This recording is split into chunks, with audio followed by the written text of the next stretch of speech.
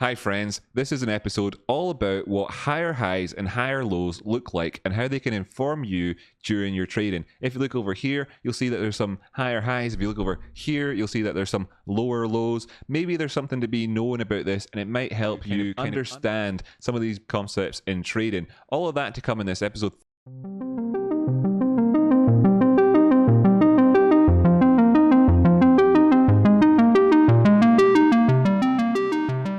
That's pretty cool, right? Anyway, so yeah, my name's Rocky Outcrop. I do this all the time. I'm pretty good at it. People like it. It's fun, awesome. Join the community. So what you can see here is this little section here of price action right here, okay? And you can see it's going up. We'll come back and talk about that after we've talked about the whole downward movement. What chart have I got up in the meantime behind me?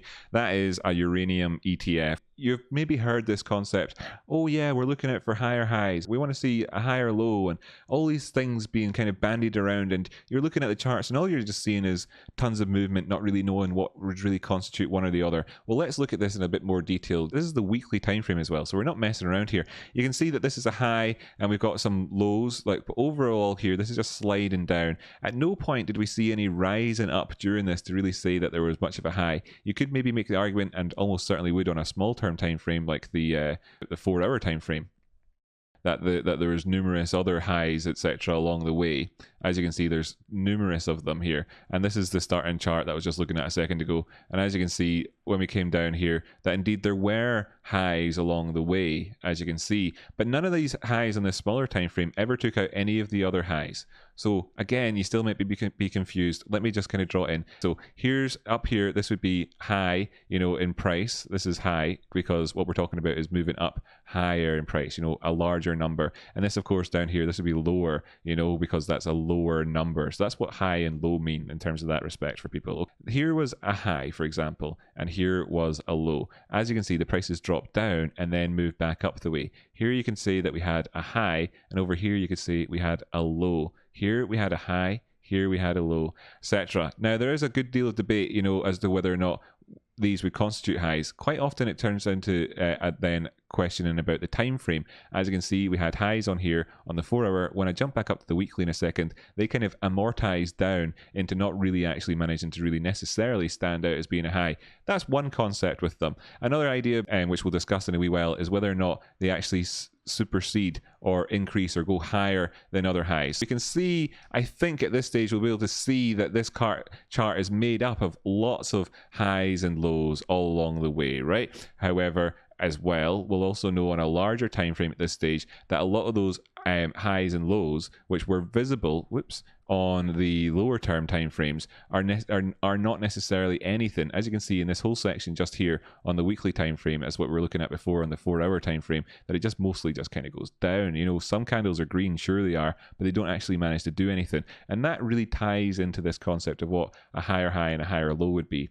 But before you can understand what a higher high and a higher low is, you need to understand what lows and highs are. Okay, so that's I hopefully understanding lows and highs, and a few ways of kind of saying, well, has it done enough? You can do it in numerous different ways. For instance, one quick way of doing it is to take from, say, the departure point, look down the way with regards to your 236 and say, have we come up past certain levels, such as like 50%? If it's on this chart, then you'd be like, well, for sure, you know, now we could say that we've confirmed a local low in there, because it probably will look like that visually as well.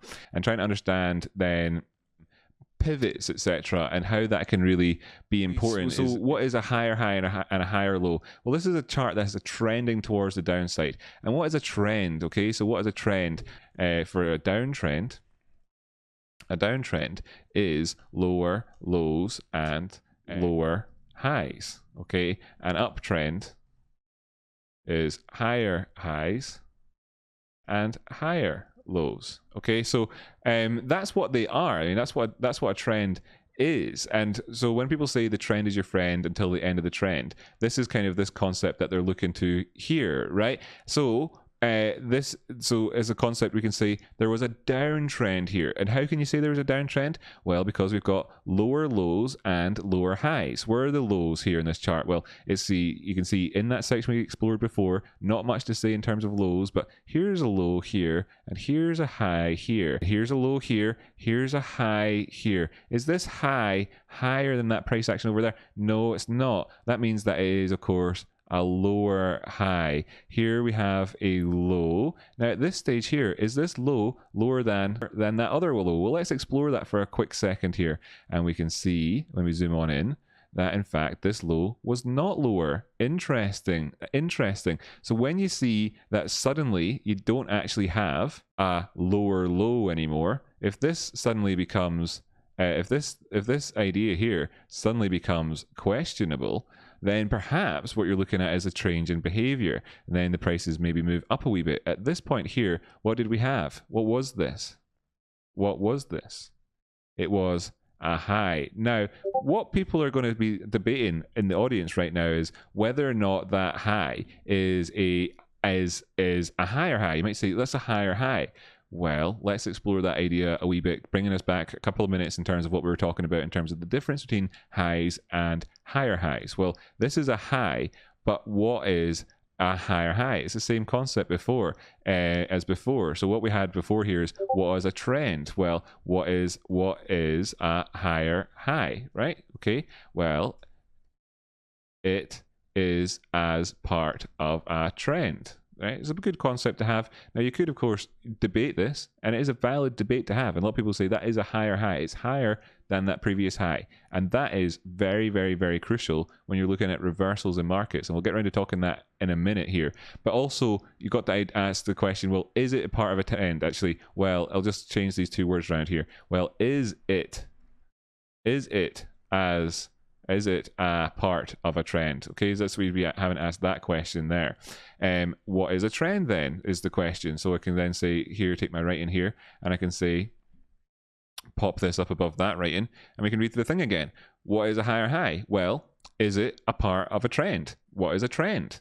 Well, a downtrend is lower lows and lower highs, and an uptrend is higher highs and higher lows.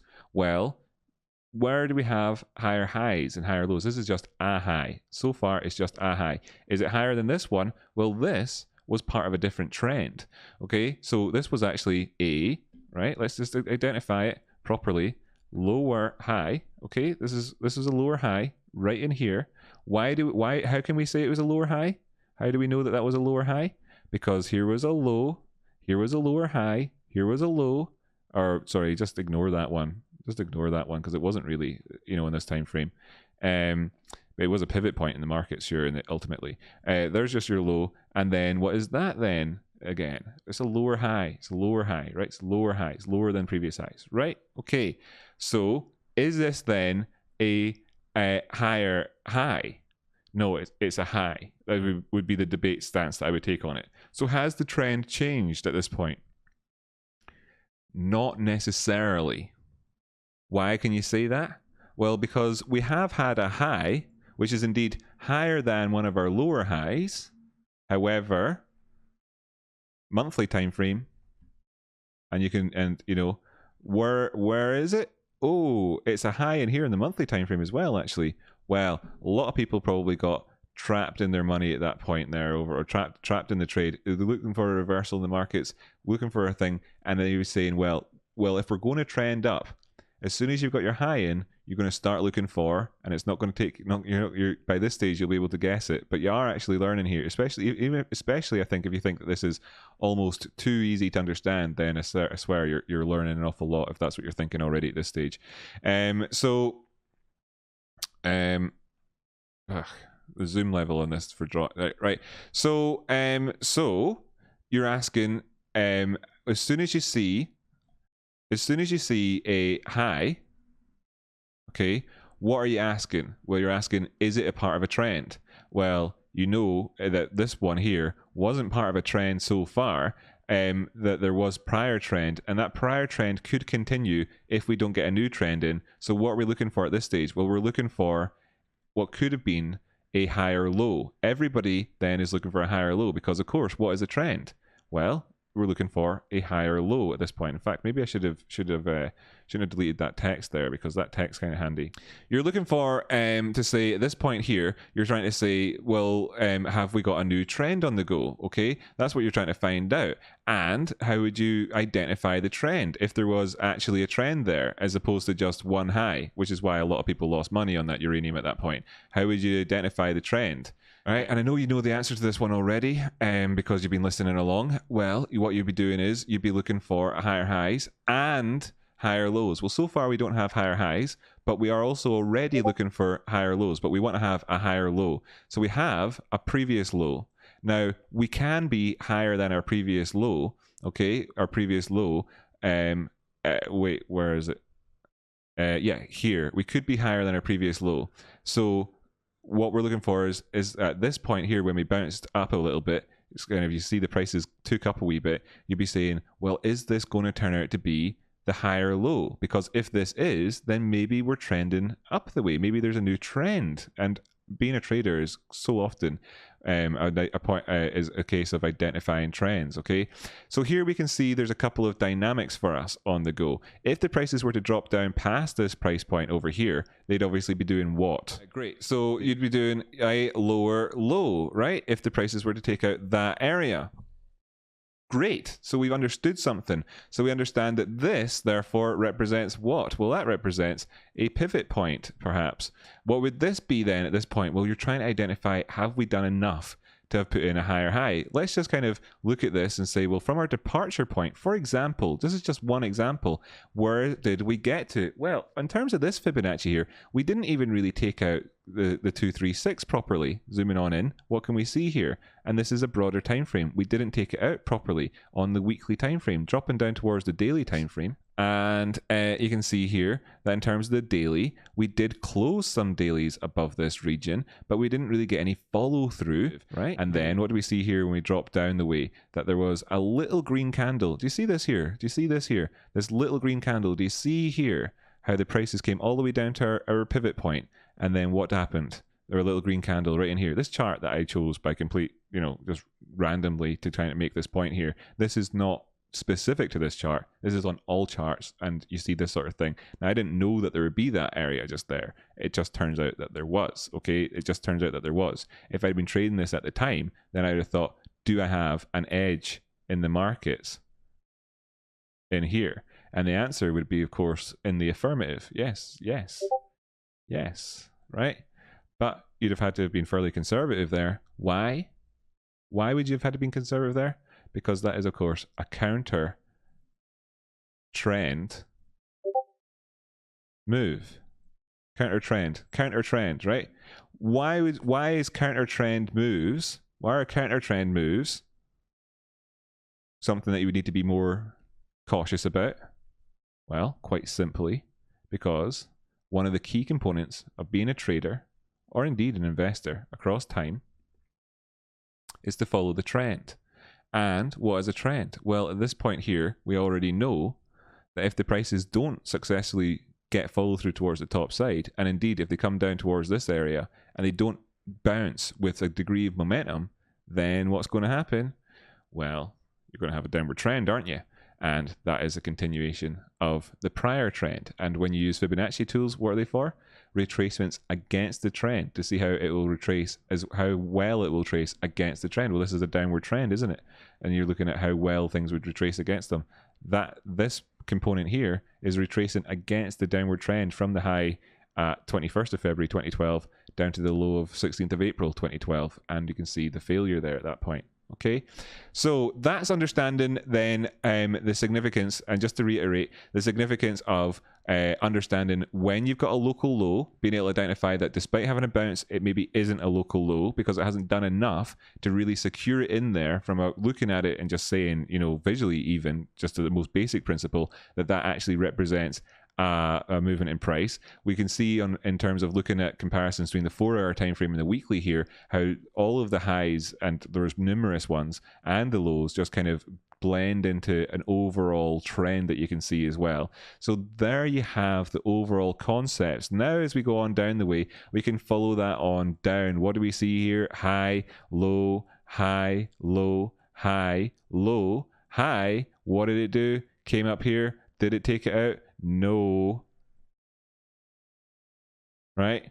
Then we have low, right? Was it a lower low? Oh, maybe not. Okay. Did it actually manage to actually successfully, you know, really have a local low there necessarily or not?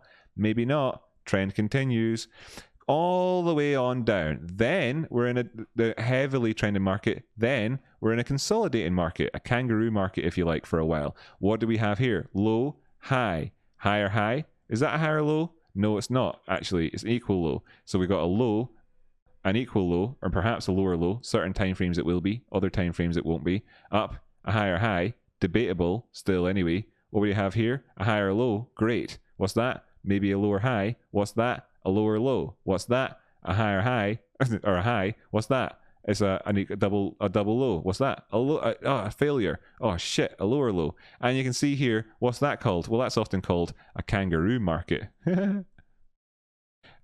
For obvious reasons, right? Moving on then, what do we see here? Well, we've discussed this concept a fuck ton of times recently. We've got a V-shaped recovery. Key components of this, well, it managed to get above 90% of the recovery from it, actually closed up here above it. When it traced back down, it found support on the way afterwards as well. So that's one. This is a bottoming formation, one type of bottoming formation, a V-shaped recovery. Another type of bottoming formation, of course, is the head and shoulders. Here's a shoulder, here's a head, here's a shoulder. The neckline on it is kind of, you know, around about there, to be honest with you. Some people will try to say that this is that the neckline is in this region here because of that consolidation, but so often head and shoulders have got shitty layout for them, and it's actually a zone that you have to make it through. As you can see, this then obviously resulted in that consolidation and retreat afterwards, resulting in this actually becoming another shoulder of that overall move. And then you could say that was your neckline, you could say that was your neckline, whatever. As you can see up here, that any move at this point here, which actually had momentum to go along with it,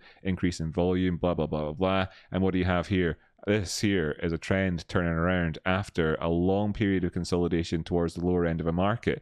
Entirely different thing. Now, to just suddenly turn around midway through a trend. Now, do you need to see something like this? Absolutely not. Markets can move up and down, and especially on lower term time frames. When people say that the broader term time frames are king, this is often one of those core reasons for why. Oh, look, I'm here. I could have been here the whole time. Anyway, great. Nice to know that we've learned quite a bit. So what can we take from the lessons that we've had over here into the next into the near future? What can we take from this? Well, here was a low. Okay, so here was a low. Let me just actually ditch all these drawings for now then.